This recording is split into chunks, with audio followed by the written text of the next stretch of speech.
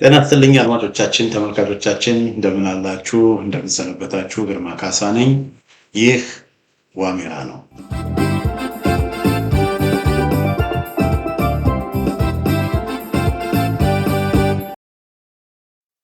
በዛሬው የዋሜራ መርሃ ግብራችን የኦሮሞ ልሂቃን እና ሌላው ኢትዮጵያዊ በሚል ስር አንድ ቅንብር ይዤላችሁ መጥቻለሁኝ። ያው ስለ አዲስ አበባ ያወራሉ፣ ግን አዲስ አበባ ብቻ እየተባለ እነ ናዝሬትስ እና ሰላስ እነ ደብረ ዘይትስ በሚል ያለውን ሁኔታ አንዳንድ መረጃዎች አጋራችኋለሁኝ። ከዛ በፊት ግን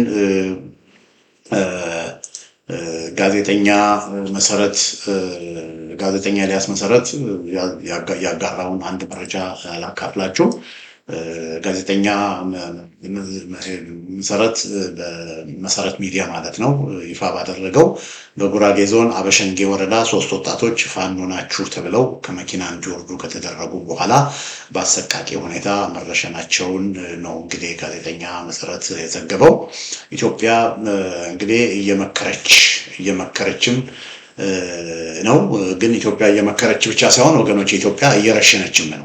እና መሰረት ሚዲያ በማዕከላዊ ኢትዮጵያ በጉራጌ ዞን አበሽጌ ወረዳ ኢሰብአዊና ዘግናኝ ድርጊት መፈጸሙ ተሰምቷል ብሏል። ተመስገን ጌታቸው፣ ይታገሱ አሰግደው እና ግዛው ግርማዬ የተባሉ 3 የአማራ ክልል ተወላጆች ከተሳፈሩበት የህዝብ ማጓጓዣ መኪና ላይ ፋኖ ናችሁ በሚል ውንጀላ ተገደው እንዲወርዱ ከተደረገ በኋላ በግፍ መገደላቸውን የአካባቢው ምንጮች ለመሰረት ሚዲያ ተናግረዋል ይላል። እንግዲህ መረጃው ድርጊቱ የተፈጸመው አገና በተባለችው ልዩ ቦታ ሲሆን ወንጀሉን የፈጸሙት ከመንግስት ኃይሎች ጋራ ከብልጽግና ኃይሎች ጋራ እና ከአካባቢው የአበሸንጌ አገና ፖሊስ እና ሚሊሻ አባላት ጋራ በመተባበር እንደሆነ ተጠቅሷል ይላል። እንግዲህ መሰረት ሚዲያ ነው ወይ የጠቀሰው። ጋዜጠኛ መሰረት እንግዲህ እንደምታውቁት በጣም ስመጥር የሆነ ኢንቴግሪቲ ያለው ጋዜጠኛ ነው እና ይሄንን ዘግቧል። እንግዲህ ወገኖች ኢትዮጵያ እየመከረች ነው የሚሉት፣ ግን እየመከረች ብቻ ሳይሆን ኢትዮጵያ እየረሸነችም ነው እና በጉራጌ ዞን አበሸንጌ እንግዲህ ተመስገን ጌታቸው፣ ይታገሱ አግዘው ግዛው ግርማ የተባሉ ወጣቶች ነው እንግዲህ የተገደሉት እና ያለው ሁኔታ ይሄ ነው። እንግዲህ ወገኖቼ በጣም ያሳዝናል። ሌላው በወለጋ እንደዚሁ በወለጋ ውስጥ የገዳ ኮማንዶ የሚባል ትልቅ ኃይል አለ። በጣም የሰለጠነ በጣም በኦሮሞ ክልል ውስጥ ልዩ ኃይል ተብሎ በቃ ለእልቂት ለጭፍጨፋ በቃ ጨካኝ ሆኖ በቃ በጣም በጭካኔ ተሞልተው በቃ በጣም በመጥፎ ነገር ተሞልተው የሰለጠኑ በደርግ ጊዜ ቅልብ ጦር የሚባሉ አሉ አይደል? በቃ የቅልብ የኦሮሞ ብልጽግና የወድድ ጦሮች አሉ። እና እነዚህ የኦሮሞ ልዩ ኃይልን አለማች ከኦሮሞ ልዩ ኃይል ደግሞ የተወሰኑ ተመርጠው የአባ ገዳ ኮማንዶ ይባላሉ። እና እነዚህ የአባ ገዳ ኮማንዶዎች በወለጋ በፋኖ ላይ ከፋኖ ጋር ውጊያ አድርገዋል።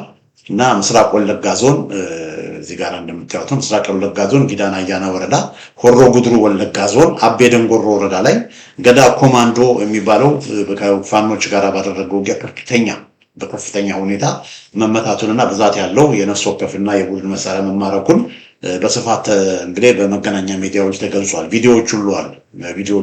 የተማረኩ የአባ ገዳ ታጣቂዎች መሳሪያዎቻቸው የሞቱ ሁሉ ሳይቀር ቪዲዮዎች አሉ። እንግዲህ በወለጋ አማራን ለመግደል በሚንቀሳቀሱበት ጊዜ ነው እንግዲህ በጊዳና አያና ወረዳና በሆሮ ጉድሩ ወረዳ በተለይ መንደር 8 አካባቢ ሲንቀሳቀሱ ያው በፋኖ እርምጃ የተወሰደባቸው እና ያንን ከሆነ በኋላ ምንድነው የሆኑት? ከዛ አሁን ሽንፈት ከደረሰባቸው አካባቢ የተወሰኑት ወደኋላ ያፈገፍጋሉ። ወደኋላ ካፈገፈጉ በኋላ ምንድነው ያደረጉት? አህያውን ፈቶ ዳውላውን ነው።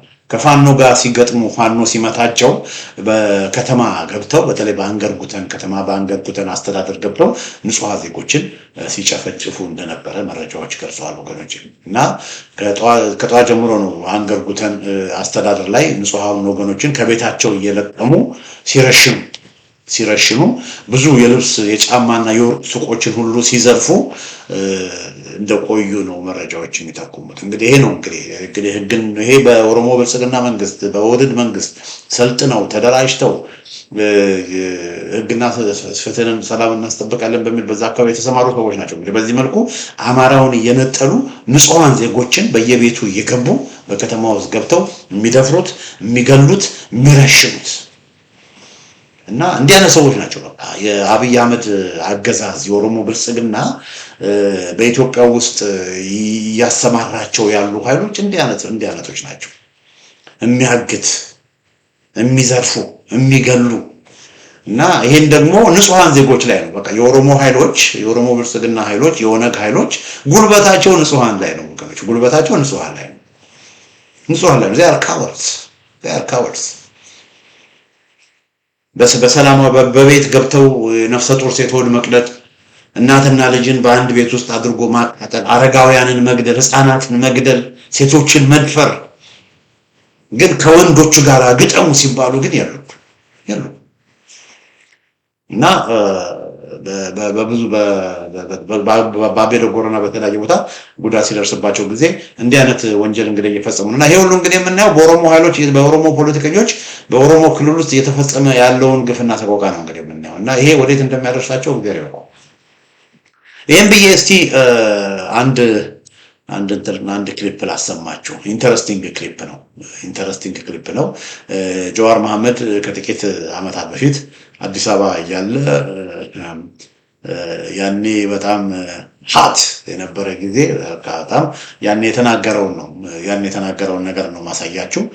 በተለይ ስለ ኢትዮጵያ ኃይሎች፣ ስለ አማራው፣ ስለ ሌላው ኢትዮጵያዊ የተናገረውን ነው ማጋራችሁ። እንግዲህ አድማጮቼ በተለይ እነ ጀዋር መሐመድን፣ እነ ሕዝቅኤል ጋቢሳን፣ እነ ጃልመሮን የመሳሰሉትን የተወሰኑ የኦሮሞ ብሔረተኛ ፖለቲከኞችን የማቀፍና የማባበል ስራ ሲሰራ ያለ የኦሮሞ ፖለቲከኞች ደህና የሆኑ ይመስል መልካም አስተሳሰብ ያላቸው ይመስል ፖለቲካቸው ቆሻሻ ፖለቲካ እንደሆነ እየታወቀ ነገር ግን አሁንም የኢትዮጵያ ኃይሎች የሚባሉ የአንድነት ኃይሎች የሚባሉ የአማራ ኃይሎች የሚባሉ አሁንም የኦሮሞ ጽንፈኛ ብሔረተኞችን እነ ሕዝቅኤል ጋቢሳን እነ ጀዋር መሐመድን እነ ጃልመሮን የመሳሰሉትን ለማባበልና እነዚህ ኃይሎች የፋኖ ወዳጅ የአማራ ወዳጅ የኢትዮጵያ ኃይሎች ወዳጅ እንደሆኑ አድርገው ለማቅረብ ሲሞክሩ ሳይ በጣም ያሳዝነኛል። እኔ በነ ጀዋር አላዝንም፣ በነ ሕዝቅኤል ጋቢሳ አላዝንም። እነሱማ እያታለሉ እየሸወዱ ዛሬ መልአክ ነገ ሰይጣን ዛሬ መልአክ ነገ አጋንንት እየሆኑ በውስጣቸው ያለውን ነገር እየያዙ ታይም እየጠበቁ ጉልበት ባገኙ ቁጥር በፈረጠሙ ቁጥር አማራውን እየጨፈጨፉ ትንሽ ደግሞ መታ ሲደረጉ ደግሞ የአማራ ወዳጅ እየሆኑ የእስስት ባህሪ እያሳዩ ጨዋታቸውን እየተጫወቱ ነው እነሱ የማታለል ፖለቲካቸው። ነገር ግን ሌላው ማህበረሰብ የአማራ ፖለቲከኞች የኢትዮጵያ አንድነት ያለን የምንል ደግሞ እስከ መቼ እንደገና እንደምንታለል እና እስቲ ጀዋር መሐመድ የተናገረውን እስቲ እንደው ለማስታወስ ያህል የኦሮሞ ብሔረተኛ ፖለቲከኞች በአዲስ አበባ ጉዳይ ላይ በሌላው ማህበረሰብ ጉዳይ ላይ በአማራው ላይ በኢትዮጵያ ላይ ያላቸውን አመለካከት እንድናቅ ለማስታወስ ይሄንን እስቲ እንከታተል። ባለ ጊዜ ከተባል ባለ ከተራ መባላችን ካልቀረ የኛ ተራ ምን እንደሚመስል ማሳየት ዝግጁ ነን። ሉክ አሮጌዋ ኢትዮጵያ ትመለስ። አምባገነናዊ ህዝባችንን ሲጨፈጭፉ፣ ሲዘርፉ፣ ሲገሉ የነበሩ ከምኒልክ እስከ መለስ ተመልሰው አይመጧትም።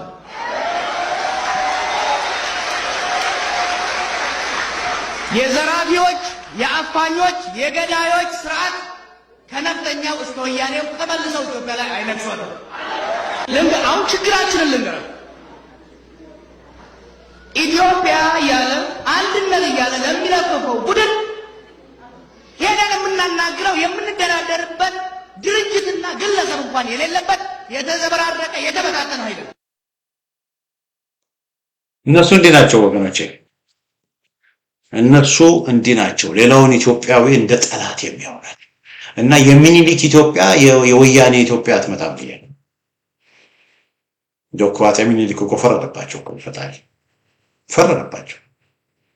አገር ያቀኑ አገር ትልቅ ደረጃ ያደረሱ አጼ ሚኒሊክ አሁን በእነዚህ ወፈፌዎች በዚህ መልኩ እንደዚህ ሲጠሩ ማየት በጣም ያሳዝናል። የጥቁር ህዝብ ድፍን አፍሪካ የሚያከብራቸው የአፍሪካ አባት አፄ ምኒልክን እነዚህ ወፈፊዎች በአስተሳሰብ የቀነጨሩ ሰዎች በዚህ መልኩ እሳቸውን ሲያቀርቡ ይገርመኛል። ግን ጀዋር መሐመድ መርዶውን ስማ፣ የሚኒሊክ ልጆች እየመጡ ነው። መርዶውን ስማ። ወሎ ውስጥ የወሎ እዝ ስሙ ምን እንደሆነ ታውቃለህ ጀዋር መሐመድ? ወሎ የወሎ ፋኖች ስም የሚኒሊክ እዝ ነው የሚባለው። የሚኒሊክ እዝ ነው የሚባለው። ሸዋ ጠቅላይ ግዛት እዝ ያሳምነው ሸዋ ጠቅላይ ግዛት እዝ ውስጥ ደግሞ የሚኒሊክ ክፍለ ጦር አለ። ወገኔ ሚኒሊካውያን እየመጡ ነው። የኢትዮጵያን አረንጓዴ ቢጫ ቀይ ሰንደቅ ይዘው የሚኒሊክ ዘመን አይመጣም ያልከው አለ አይደል? በቃ የሚኒሊክ ዘመን እየመጣ ነው። ሚኒሊካውያን እየመጡ ነው። እንግዲህ መርዶን ስማ። እና እነዚህ ሰዎች እንግዲህ እንደዚህ ነው የሚያስቡት ወገኖቼ። እና እስቲ የአዲስ አበባ ጉዳይ በምክክር ኮሚሽኑ በጣም አነጋጋሪ የሆነ ነው ወገኖቼ፣ በጣም አነጋጋሪ የሆነ ነው። እየተጣሉ ነው እየተባለ ነው፣ እየተነታረኩ ነው እየተባለ ነው። ከዚህ ከአዲስ አበባ ጉዳይ እንግዲህ አንድ ነገር የምነግራችሁ ምንድን ነው፣ የአዲስ አበባ ጉዳይ አሁን አዲስ አበባ በኦሮሚያ ክልል ትሁን አትሁን በሚል ነው ውዝግብ እየተነሳ ያለው። እንግዲህ ከዚህ የምንረዳው ምንድነው መሰለህ፣ ኦልሬዲ ይሄ አሁን ያለውን ክልል ምክክር ኮሚሽኑ በቃ አጽድቆታል ማለት ራሱ የኢትዮጵያ ክልል መፍረስ አለበት የሚል አቋም ብዙዎቹ ቢኖራቸውም፣ የዘር ክልል መፍረስ አለበት የሚል አቋም ቢኖራቸውም፣ አሁን ግን ከአዲስ አበባ ጋር በሚደረገው እየተደረገ በአዲስ አበባ ጉዳይ ላይ እየተደረገ ባለው ክርክር ኦልሬዲ ይሄ አፓርታይዳዊ የሆነ የደም መሬት የምድር ሲኦል የምድር ገሃነም የተባለ ኦሮሚያ የሚባል ክልል እንደሚቀጥል ታሳቢ በማድረግ ነው በአዲስ አበባ ጉዳይ ላይ ወደ ኦሮሚያ ይሁን እያሉ እየተፋለሙ ያሉት። በድሬዳዋ ጉዳይ ላይ ወደ ሶማሌ ክልል ይሁን ወደ ኦሮሞ ክልል ይሁን እየተፋለሙ ያሉት። አሁን ያለው የሶማሌ ክልል የዘር ክልል እንደሚቀጥል፣ የኦሮሞ ክልል እንደሚቀጥል ታሳቢ በማድረግ ማለት። ስለዚህ ይሄ አሁን የምክክር ኮሚሽኑ በቃ ምንም የሚለውጠው ነገር የለም፣ ምንም የሚቀየረው ነገር የለም። እና እንደዛ እንደሆነ ብዙዎቻችን በተደጋጋሚ ስንናገር ነበር። እኔም በዋሜራ ሚዲያም ይሄ ምክክር ኮሚሽኑ ኦልሬዲ ሳይጀመር የከሸፈ ነው ብዬ ብዙ ጊዜ ተናግሬያለሁ። ግን እንዳልኩት ይሄ የብልጽግና ጉባኤ ነው፣ የብልጽግናና የብልጽግና ሰዎች ጉባኤ ነው በሚል በብዛት ተናግሬ ነበር። በተለይ በብልጽግና ፓርቲ ዘንድ ደግሞ የአማራ ብልጽግና፣ የሶማሌ ብልጽግና፣ የደቡብ የምናምን ብልጽግና ተነጋግረው ደግሞ ቢያንስ በተወሰነ መልኩ ይሄ የዘር ክልልን ለማፍረስ የኢትዮጵያን ዲኤትኒሳይዝ ለማድረግ ህገ መንግስቱን ሜጀር በሆነ መንገድ ለመቀየር እንደተስማሙ መረጃዎች ሲወጡ እንግዲያውስ የብልጽግና ፓርቲ አሁን በተለያየ አቅጣጫ አጣብቂኝ ውስጥ ስለገባ ከአጣብቂኝ ለመውጣት የፋኖን አጀንዳ ወስዶ ፋኖ የፖለቲካ ድጋፉን እንዲቀንስ ለማድረግ ምናልባትም ይሄንን የምክክር ኮሚሽን እንደ ማርያም መንገድ እንደ መጠቀሚያ ተጠቅሞ ምናልባት ሜጀር የሆነ ሪፎርም ሊያደርግ ይችላል። ማንም ያርገው ማንም፣ ግን አብይ አህመድ ያርገው የሚሆን ማን በምክክር ኮሚሽኑ በኩል የምክክር ኮሚሽኑን እንደ ሽፋን ተጠቅመው ያድርጉትም አያድርጉትም የኦሮሞ ክልልም የአማራ ክልልም ፈርሰው ኢትዮጵያ ውስጥ የዘር ክልል ፈርሶ በጂኦግራፊ በቋንቋ በባህል በታሪክ በአሰፋፈር የተመሰረተ ዘመናዊ የሆነ ሁሉም ኢትዮጵያውያን በፈለቁበት ቦታ መግባት መውጣት መሄድ የሚችሉበትን ስርዓት መዘርጋት ከተቻለ ማንም ያድርገው እኔ በደስታ ነው መቀበለው ብዬ በተደጋጋሚ ጽፌያለሁ። ነገር ግን ያሰብኩትና የገመትኩት ሳይሆን ቀርቷል ወገኖች። እኔ እንግዲህ እነሱ ሰዎች ነው ደና የሚያስቡ ናቸው፣ ስማርት ናቸው። እና አብይ አህመድ ትንሽ ስማርትነስ ትንሽ ብልህነት ይኖራቸዋል የሚል ግምት ነበር። እኔ እነሱም በሆን አሁን እነሱ ሚሊተሪሊ በወታደራዊ አንፃር በተለያየ አንቃል ባለው ከፖለቲካ ጫና አንፃር አሁን የገቡበት አዘቅት ውስጥ አሁን የገቡበት ችግር ውስጥ ቢሆኑ እኔ እነሱም በሆን መውጫ መንገድ የማደርገው ምንድነው የፋኖን አጀንዳ ወስጄ ፋኖ የሚጠይቀውን ጥያቄ ተግባራዊ አድርጌ በዛች ተግባራዊ አድርጌ ይሄው ፋኖ የጠየቀውን እኮ ተግባራዊ አደረኩ ለምንድን ነው የምትዋጉት ብዬ ፋኖ ትጥቅ እንዲፈታ ጦርነት እንዲያቆም በህዝብ ጫና እንዲደረግበት ነበር የሚጠይቀው። እኔ እነሱም በሆን ግን እነሱ በቃ እኔ አሁን ከዚህ የተረዳሁት ምንድነው በቃ ሰዎቹ ምን ብልህ በቃ ደንቆሮች ናቸው ማለት ነው። እንደውም ጭራሽ በምክክር ኮሚሽኑ የነሱ ወዳጆች እንኳን ፋኖች እንኳን ሌሎች ወደ እነሱ ሊመጡ ቀርቶ እንኳን እነሱን በትጥቅ ትግል የሚታገሉ ወደ መሃል ሊመጡ ቀርቶ ጭራሽ ከነሱ ጋር የነበሩት ሳይቀሩ አሁን የተለዩዋቸው መረጃዎች እንደሚጠቁመው በብልጽግና ፓርቲ ውስጥ ትልቅ ትርምስ ነው ያለው ወገኖች። በተለይ የአማራ ብልጽግና እና ደቡብ ውስጥ ያሉ ብልጽግናዎች የብልጽግና ፓርቲ የወሰነውን ውሳኔ የብልጽግና ተወካዮች በምክክር ኮሚሽኑ ማንጸባረቅ ሲገባቸው የኦሮሞ ብልጽግናዎች ግን ሁሉም አንድ ስለሆኑ ያችሁ ብልጽግና ብሎ ሌላውን ያካተቱት ለስትራቴጂ ነው እንጂ ኦሮሞዎች ብቻ ያሉበት የአባገዳ መንግስት አለ። ስለዚህ እነዚህ የብልጽግና ተወካዮች ብልጽግና እንደ ፓርቲ የወሰነውን ውሳኔ ሳይሆን ምክክር ኮሚሽኑ ላይ ይዘው የመጡት ያኛው መንግስት የአባገዳ መንግስት የወሰነውን ውሳኔ ነበር ከሌሎቹ የኦሮሞ ኃይሎች ጋር ሲያንጸባርቁ ነበር። አይታችኋል አይደል? አሁን ሽመልስ አብዲሳ፣ አዳነች አበቤ፣ ሌሎች የኦሮሞ ብልጽግናዎች በሙሉ ኦነጎች፣ እነ መራራ ሁሉም አንድ እንደሆኑ አይታችኋል። እና በዚህ ምክንያት ብልጽግና ውስጥ ያሉ ሰዎች በቃ በጣም ከፍተኛ የሆነ ተቃውሞ በድርጅት ውስጥ ያነሱ ምናልባትም ይሄ የብልጽግና ፓርቲ ሊፈርስም ይችላል እና ይሄንን ላለማድረግ እና አባዱላ እነ ግርማ ብሩ ጣልቃ ገብተው ነገሩን ለማረጋጋት እየሞከሩ ነው። ነገር ግን ሜጀር የሆነ ስፕሊት ተፈጥሯል በብልጽግና ውስጥ። የአማራ ብልጽግናዎችና ደቡብ ውስጥ የተቀሩት ኢትዮጵያውያን የአማራ ብልጽግናዎችና ሌሎች የኦሮሞ ብልጽግናዎችን ኦህዴዶችን ካሁን በኋላ አያምኗቸው። እነዚህ ኦህዴዶች እኛን ለማጥፋት እኛን ለመጨፍለቅ የሚፈልጉ ናቸው። ከኛ ጋር እንደ አገር እንደ ኢትዮጵያዊ ተከባብረን እንድንኖር የሚፈልጉ አይደለም ወደሚል አቋም እየመጡ ነው። ስለዚህ የኦሮሞ ብልጽግና ውስጥ ምን ሆነ ማለት ነው? እየፈረሰ ነው። ያን በአመለካከት በቃ እየተሰነጣጠቀ ነው። አሁን አንዳንዶች አብይ መካከል ነው ያለው ይላሉ። አብይ አህመድ መካከል ነው ያለው ይላሉ። አይደለም። አብይ አህመድ ከነሽመልስ አብዲሳ ከነጃዋር ከኦሮሞ ብሔረተኞች ጋር እነሱ ካምፕ ውስጥ ነው ያለው። ነገር ግን ለማባበል ሌላውን ለመሸወድ ለማጭበርበር ተቀባይነት እንዳላገኙ ሲያገኙ እንደገና ደግሞ ወደኋላ ያፈገፍጋሉ። ወደኋላ የሚያፈገፍጉት የአቋም ለውጥ ስለሌላቸው አይደለም፣ እንደገና ሌላ ታይሚንግ ለመጠበቅ። ስለዚህ አሁን የሚፈልጉት ነገር ስላልሆነ ወገኖቼ በአዲስ አበባ ጉዳይም በሌላም ጉዳይ ለሚፈልጉት ነገር ካልሆነ የሚያደርጉት ምንድነው? ይሄ የምክክር ኮሚሽኑ እንዲከሽፍ ያደርጋል። ይሄን ነው የሚያደርጉት። ስለዚህ በዚህ ጉዳይ ላይ ደጋፊዎቻቸው ወዳጆቻቸው እንኳን የሚቃወሟቸውንና እነሱን ለመታገል የተጽቅጥግል ያነሱትን ወደ እነሱ ሊያመጡ ቀርቶ ደጋፊዎቻቸውና ወዳጆቻቸው ራሱ ሳይቀር ከነሱ እየተለዩ ነው። ይሄን ተመልከቱ አድማጮቼ፣ ተመልካቾች። እዚህ ጋር የምታዩት የአማራ ፋኖ ብሔራዊ ንቅናቄ የአማራ ፋኖ አይደለም፣ ይቅርታ አድርጉ፣ በጣም ተሳሳትኩ። የአማራ ብሔራዊ ንቅናቄ የሚባለው ድርጅት አለ አይደል? የአማራ ብሔራዊ ንቅናቄ የሚባለው ድርጅት አንድ ወቅት የአማራን የሚወክል ለአማራ የቆመ ነው ተብሎ የሚቆጠር ነገር ግን በጥቅም የተገዛ የአማራውን ማህበረሰብ የካደ እነ በለጠ ሞላ እነ ጣይር መሐመድ እነ ዩሱፍ ኢብራሂም እነ ጋሻው መርሻ ያሉበት የሆዳሞች ስብስብ። ይሄ ስብስብ ያው ከአብይ አህመድ ጋር ሆነው የምክክር ኮሚሽን ውስጥ ገብተው እየተካፈሉ እና አሁን እነዚህ እነ በለጠ ሞላም ሳይቀሩ አሁን በሽመልስ አብዲሳና በኦሮሞ ብሔረተኛ ፖለቲኮች አካሄድ ደስተኛ እንዳልሆኑ እየገለጹ ነው እና ከምክክር ኮሚሽኑ እንወጣለን እያሉ እያስፈራሩ ነው።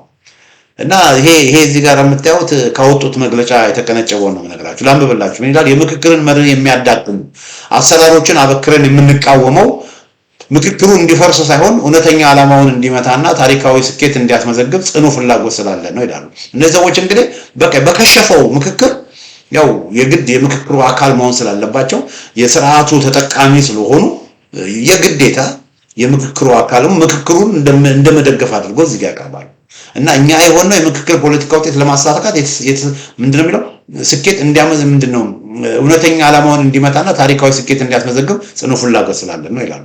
ነገር ግን በምክክር ስም የቀድሞ የተወሰነ የፖለቲካ ውጤት ለማሳካት የተሳታፊዎችን ስብጥር በመቆጣጠርና በቁጥር ብልጫ ሀገራዊ ስምምነት ብሎ ማቅረብ ከቀጠለ ድርጅታችን ለዚህ ሂደት የፖለቲካ ህጋዊነት ለመስጠት አይተባበርም።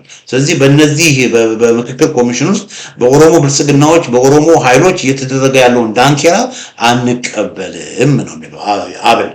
ኮሚሽኑም እነዚህን መሰረታዊ ስጋቶች ችላ ብሎ ወደ ቀጣይ ምዕራፍ የሚሸጋገር ከሆነ ድርጅታችን ከሂደቱ መውጣትን ጨምሮ ተገቢውን የፖለቲካ አቋም የመውሰድ መብቱ የተጠበቀ ነው። ከሂደቱ ሙሉ ለሙሉ እንወጣለን። ይህም የሀገራዊ ምክክሩን ታሪካዊ ዓላማ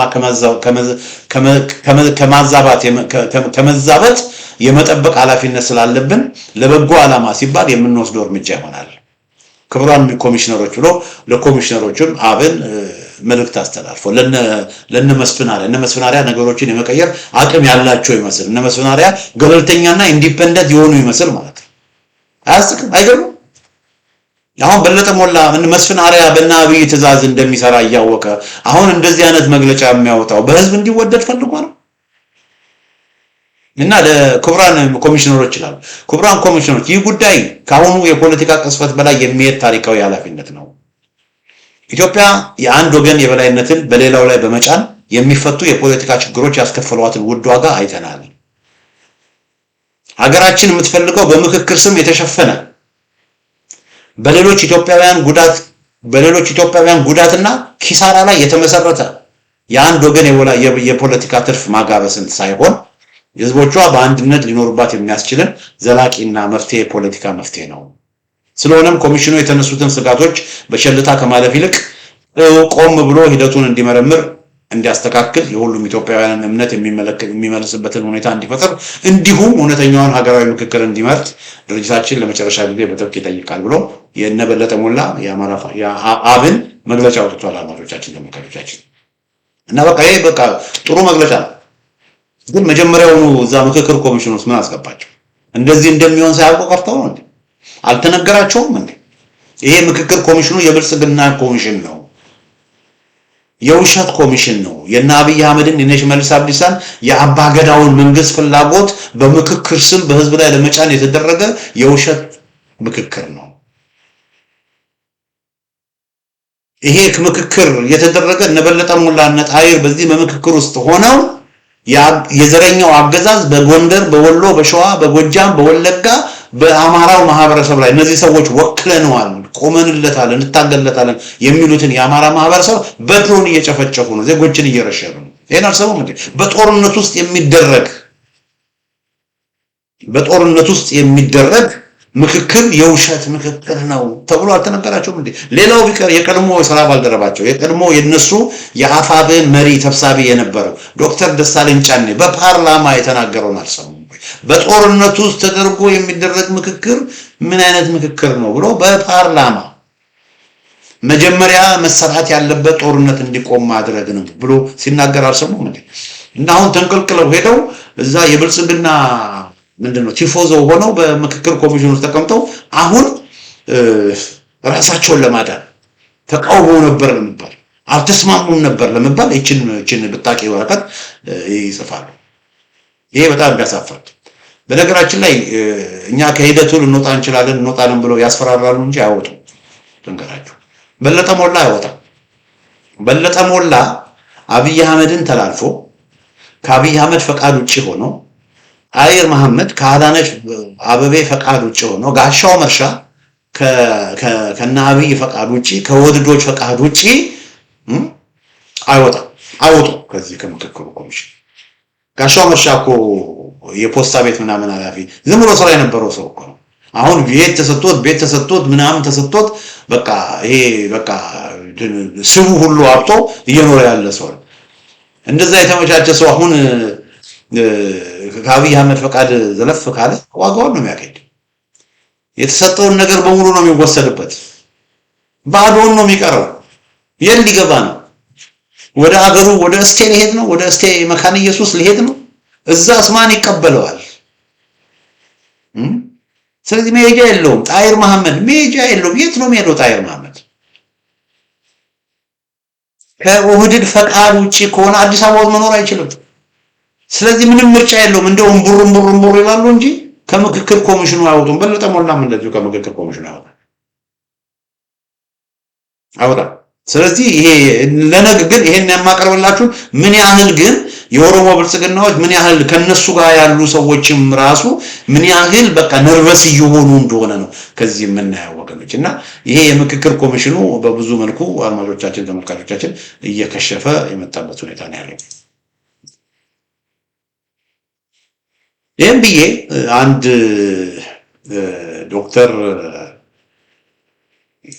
ዶክተር መኮንን ብሩ የሚባል አንድ ወንድም አለ እና ይሄ ወንድም የጻፈውን በጣም ቆንጆ ጦማር ላጋራችሁ ፈለኩ። በጣም ይቅርታ። ይሄ ወንድም የአዲስ አበባ ልጅ ነው፣ ሐኪም ነው፣ በጣም የተዋጣለት ሐኪም ነው። የአዲስ አበባ ልጅ ነው። ቤተሰቦቹ ግን የሰላሌ ኦሮሞዎች ናቸው። ስለዚህ የሰላሌ ኦሮሞዎች ናቸው።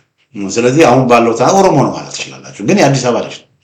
ራሱን እንደ ኦሮሞነት ሳይሆን እንደ ኢትዮጵያዊነት ነው የሚያስብ እና ይሄ ወንድም የጻፈውን ላንብብላችሁ። በጣም እንግዲህ ይሄንን የምጽፈው በተለይ ይሄንን ፕሮግራም የምትከታተሉ የኦሮሞ ልጆች ነገሩን አይምሯችሁን እንዲሰፋ ለማድረግ ነው። ለምን ከልጅነት ጀምሮ የጥላቻ ትርክት እየተነገራችሁ አማራውን እንድትጠሉ፣ ሌላውን ማህበረሰብ እንድትጠሉ፣ ኢትዮጵያን እንድትጠሉ ተደርጋችሁ ነው ያደጋችሁት። አይምሯችሁን አጨልመውታል። እነ ሌንጮ ኔጌቲቭ እንድትሆኑ አድርገውታል። ችግር አለባቸው። ግን ይሄ የኦሮሞ ልጅ የሰላሌ ልጅ የአዲስ አበባ ልጅ የተናገረውን ላንብብላችሁ። እንዲህ ይላል። ቴክሳስ የኔ ከሆነች ይላል። በተለይ ፊንፊኔ ኬኛ የሚሉት አለ አይደል? የኦሮሞ ፖለቲከኞች ፊንፊኔ ኬኛ ይላሉ። ድሬዳዋ ኬኛ፣ ሞያሌ ኬኛ፣ ሁሉ ነገር ኬኛ ይላሉ። እና ያንን በተመለከተ ዶክተር መኮንን ብሩ ምን ይላል? ቴክሳስ የኔ ከሆነች አዲስ አበባ የማን ናት? ዜግነት ከዘር በላይ ነው፣ አገር ከጎሳ በላይ ይላል። ወንድማችን ቴክሳስ ነው የሚኖረው። ነዋሪነቱ በቴክሳስ ነው። ከህይወቴ ከግማሹ በላይ በቴክሳስ ኖሬያለሁ። እዚህ ሰርቻለሁ፣ ግብር ከፍያለሁ፣ ማህበረሰብ ውስጥ ኖሬያለሁ፣ ቤተሰብ መስርቻለሁ፣ ህይወቴንም ገንብቻለሁ።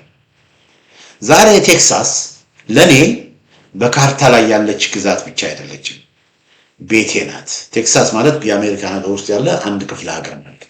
አዎ አነጋገሬ የተለየ ሊሆን ይችላል። አንዳንድ ጊዜም ሰዎች ድምጼን ሰምተው ከየት ነህ where are you from ብለው ይጠይቁኛል። ጥያቄው አያስከፋኝም። የሰው ልጅ የሌላውን ታሪክ ማወቅ ይፈልጋል። ነገር ግን የሚያስደንቀኝ ሌላ ነገር ነው። ማንም ሰው ድምጼን ሰምቶ ቴክሳስ ያንተ አይደለችም ሲለኝ አይችልም። ድምጼን ሰምቶ ከውጭ ሀገር ነው where are you from ሲባል ከውጭ ሀገር ማንም ሰው ቴክሳስ ያንተ አይደለችም ሊለኝ አይችልም።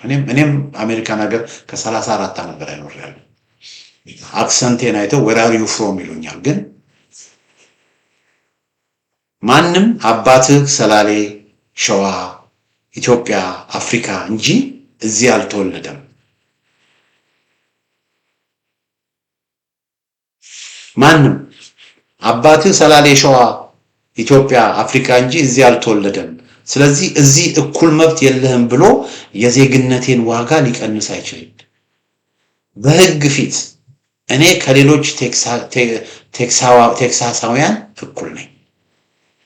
ስለዚህ እዚህ እኩል መብት የለህም ብሎ የዜግነቴን ዋጋ ሊቀንስ አይችልም። በህግ ፊት እኔ ከሌሎች ቴክሳሳውያን እኩል ነኝ። ህጋዊ መስፈርቶቹን ካሟላው ለከንቲባነት ወይም ሀገረ ገዢነት መወዳደር ይችላል። የሚወስነው የዘር ሐረጌ ሳይሆን ህግና የመራጩ ድምጽ ነው። ልጆቼም ከበረቱና ህዝብ ከመረጣቸው የከተማ ከንቲባ ብቻ ሳይሆን የአሜሪካ ፕሬዝዳንትም የመሆን እድላቸው ዛሬ በየትኛውም የአሜሪካ ግዛት ከተወለደ ህፃን ጋር እኩል ነው። ይህ የዘመናዊ ዜግነት ትርጉም ነው ይላል። ልጆቼ ፕሬዝዳንት መሆን ይችላሉ ያለው መኮንን ብሩ በአሜሪካ ህግ የአሜሪካ ፕሬዝዳንት ለመሆን የዚህ አሜሪካ መወለድ ስለሚያስፈልግ በህጋቸው ፕሬዝዳንት ለመሆን ብቻ በተረፈ ግን የቴክሳስ አገረገዢ ለመሆን የሂውስተን ከንቲባ የዳላስ ከንቲባ ለመሆን ያ በአሜሪካን ሀገር ቴክሳስን ወክለው ዳላስን ወክለው የሴኔተር ወይም ኮንግረስዋን ለመሆን መወለድ አለባቸው የሚል የለም። እና አንድ ጥያቄ ወደ ኢትዮጵያ ይመልሰኛል። እኔ በሌላ አህጉር ሄጄ ቴክሳስን ቤቴ ብዬ በእኩልነት መኖር እችላለሁ? አንድ ኢትዮጵያዊ በገዛ ሀገሩ ዋና ከተማ ለምን እንደ እንግዳ እንደሚሰማው ይደረጋል? አዲስ አበባ የኛ ናት የናንተ አይደለችም ብሎ በዘር የባለቤትነትን ሰነድ ለመከፋፈል መሞከር በአንደኛው ክፍለ ዘመን ምን አይነት የፖለቲካ አስተሳሰብ ነው? ዋና ከተማ የአንድ ዘር የግል ንብረት ናት ወይስ የዜጎች የጋራ መድረክ? የከተማ ነዋሪነትና የፖለቲካ መብት በዜግነት በህግና በምርጫ መወሰን አለበት ወይስ የሰውን የዘር ሐረግ በመቁጠር? ይህን ለመጠየቅ የኦሮሞን ህዝብ መቃወም አያስፈልግም። ኦሮሞ ኢትዮጵያዊ ነው። አማራ ኢትዮጵያዊ ነው። ትግራዋይ፣ ሶማሌ፣ አፋር፣ ጉራጌ፣ ሲዳማ፣ ወላይታ ሌሎችም ሁሉ በእኩል ዜግነት የሀገሪቱ ባለቤቶች ናቸው። ችግሩ ህዝብ አይደለም። ችግሩ ዜግነትን ከዘር በታች የሚያደርግ የፖለቲካ አስተሳሰብ። የአንድን ህዝብ መብት ለማስከበር የሌላውን መብት መቀነስ አያስፈልግም። ኦሮሞ በአዲስ አበባ ሙሉ መብት ሊኖረው ይገባል። ሌላውም ኢትዮጵያዊ በተመሳሳይ ሙሉ መብት ሊኖረው ይገባል። እኩልነት የሚጀምረው ይህ የኔ ነው በማለት ሳይሆን ይህ የኛ ነው በማለት ነው። ከሁሉ የሚያሳዝነኝ ግን በዓለም ዙሪያ በዘመናዊ ማህበረሰቦች ውስጥ የሚኖሩ አንዳንድ የኢትዮጵያ ምሁራን ይህን ተቃርኖ አለማየታቸው ነው። በአሜሪካ፣ በካናዳ፣ በአውሮፓና በሌሎች ሀገራት የእኩል ዜግነትን ጥቅም እያጣጣሙ ለራሳቸው ልጆች በዘር ሳይጠየቁ የመማር፣ የመስራት፣ የመምረጥ የፈለጉበት ከተማ የመኖር መብት እየተቀበሉ ወደ ኢትዮጵያ ሲመለከቱ ግን ከተማን፣ መሬትን፣ የፖለቲካ መብትን በዘር ለመከፋፈል የሚሞግቱ ከሆነ ይህ ከባድ የሞራል ተቃርኖ ነው። በነገራችን ላይ ይሄ ወንድማችን የሞራል ተቃርኖ ይሏል እንጂ እኔ ደግሞ ድንቁርና ነው። ለራሳችን የምንፈልገውን ነፃነት ለሌላውም መፈለግ አለብን። ለልጆቻችን የምንመኘውን እኩልነት ለኢትዮጵያ ልጆችም መመኘት አለብን። ዘመናዊ ፌዴራሊዝም የልዩነትን ክብር ሊጠብቅ ይችላል። ቋንቋን፣ ባህልን፣ የአካባቢ ራስ አስተዳደር ሊያከብር ይችላል። ግን ፌዴራሊዝም የዘር ድንበር ግንብ ሆኖ ዜጎችን የአካባቢውና መጤ ብሎ የሚለይ ከሆነ ለረጅም ጊዜ ጋር ሀገር ለመገንባት አደገኛ መሰረት ይሆናል። ልጆች ከአባቶቻቸው የተቀበሉትን የዘር ካርታ ይዘው እስከ መቼ ይኖራሉ? ኢትዮጵያዊ ከአንድ ክልል ወደ ሌላ ሲሄድ እስከ መቼ መጤ ይባላል? ትውልዶች ተወልደው አድገው ሰርተው ግብር ከፍለውና ሀገራቸውን አገልግለው ከኖሩ በኋላስ የትኛው የዘር መለኪያ ነው የዚህ ቦታ ባለቤት ነህ የሚላቸው? የኢትዮጵያ ቀጣይ ታላቅ የፖለቲካ ውይይት የትኛውን መሬት የማን ነው የሚል ብቻ መሆን የለበትም። ከዚያ የሚበልጥ ጥያቄ አለ። እኩል ዜጎች ያሏትን ሀገር እንዴት እንገንባ? ሀገር የምትጠነክረው ሁሉም ህዝብ የቋንቋውን ባህሉን ሲያከብር፣ በተመሳሳይ ጊዜ የሌላውን ሙሉ ዜግነት ሲቀበል ነው። ልዩነታችንን መጠበቅ አለብን። ልዩነታችን ግን የፖለቲካ እስር ቤት ማድረግ የለብንም ይላል ዶክተር መኮንን ብሩ። በጣም ግሩም ስለወደድኳት ነው ባነበላችሁ። በጣም የምጋራው ነገር ስለሆነ ነው። ኢትዮጵያ በጣም በተፈጥሮ ሀብት የታደለች ሀገር ናት። ኢትዮጵያ ምንድነው የሚሉት በአልፕስ አውሮፓ ውስጥ በጣም ትላልቅ ተራራዎች ያሉበት አካባቢ እና አውሮፓ፣ አውስትራሊያ፣ አብዛኛው ስዊዘርላንድ፣ የተወሰነ ምስራቃዊ ፈረንሳይ ከሊዮን በስተምዕራብ፣ እንደገና ወደ ሰሜን ደግሞ ከጣሊያን በስተሰሜን ከአውስትሪያ፣ እነዚህ አካባቢዎች ዘአልፕስ ይባላሉ። ዘአልፕስ ማለት በቃ አካባቢው ተራራማ ቦታ ማለት እና ኢትዮጵያ የአፍሪካ አልፕስ ነው የምትባለው። ብዙ ተራሮች በኢትዮጵያ ውስጥ አሉ። ከ4000 ኪሎ ሜትር በላይ ከፍታ ያላቸው ከ10 በላይ ተራራዎች ኢትዮጵያ ውስጥ አሉ። በርካታ ወንዞች ከኢትዮጵያ ይፈሳሉ። በርካታ ወንዞች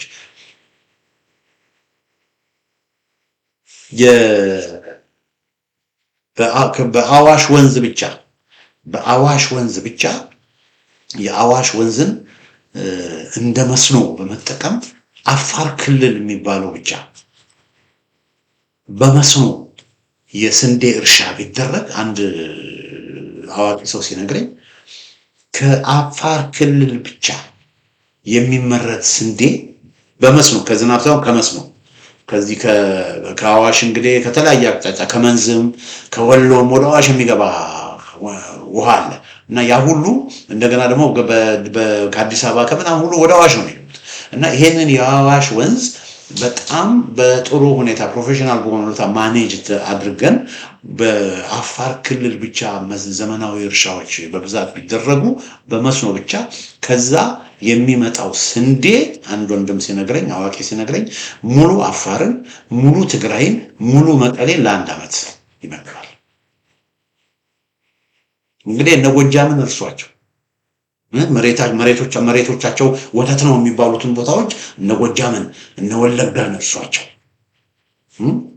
እነ ጎንደርን እርሷቸው። አሁን እያወራ ያለው አፋር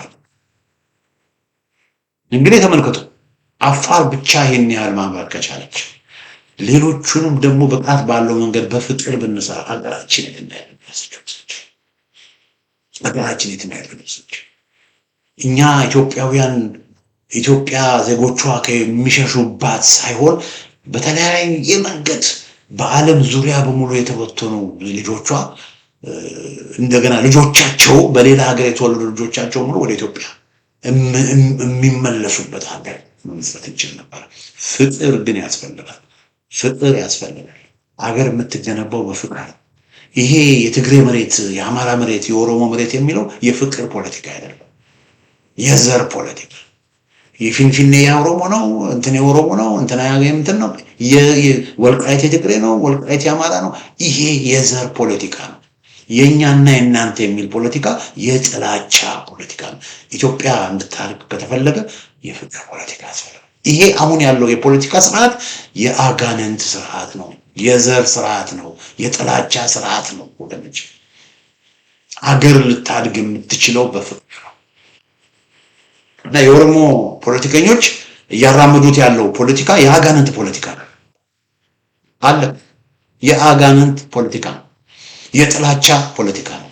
ኢትዮጵያን የመጥላት ሌላውን ማህበረሰብ የመጥላት የኦሮሞ ብሔረተኞች ከነጀዋር ጀምሮ በቃ የኦሮሞ ፖለቲከኞች የምትሏቸው በሙሉ የኦነጋዊ ፖለቲካ የሚያራምዱት ፊንፊኔ እያሉ አሁን በቃ ወባ የያዛቸው ይመስል አሁን እያንቀጠቀጣቸው ያሉ ሰዎች በሙሉ ፖለቲካቸው በአጋንንት የተሞላ የጥላቻ ፖለቲካ።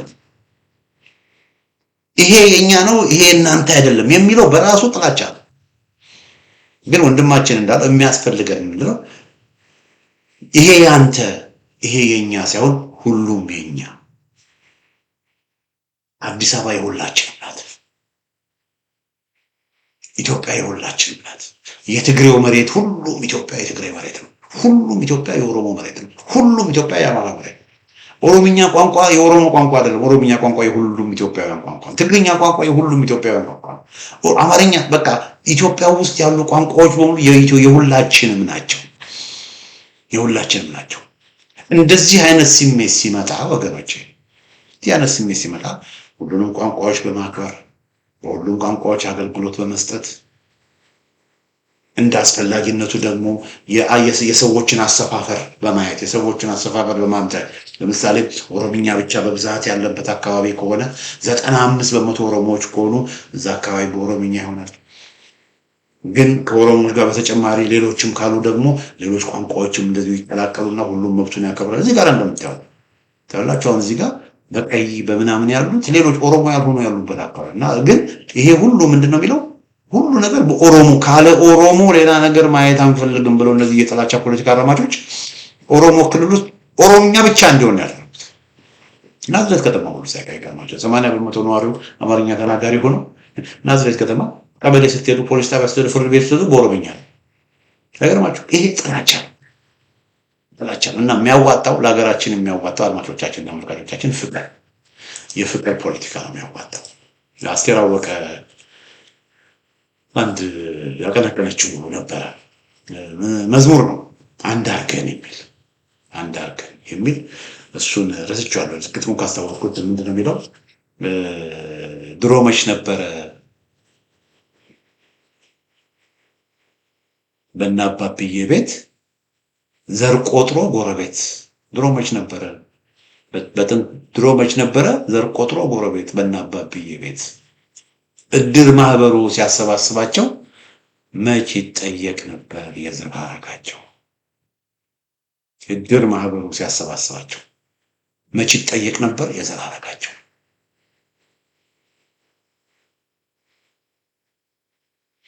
ወልቃይት ጠገዴ ትግሬው አማራው በፍቅር ነው የኖረው ለዘመናት። ወልቃይት ጠገዴ ያሉ ወገኖች ትግርኛ ይናገራሉ፣ አማርኛ ይናገራሉ። ሲፈልጉ ሽሬ ይሄዳሉ፣ ሲፈልጉ ጎንደር ይመጣሉ። ትግሬ ናችሁ ብታዩዋቸው ትግሬ ይመስሏቸዋል፣ እንደገና አማራ ይመስሏቸዋል። በቃ የሁሉ ማንነት ያለባቸው የፍቅር ቦታ ነበር ወልቃይት ጠገዴ፣ የፍቅር ቦታ።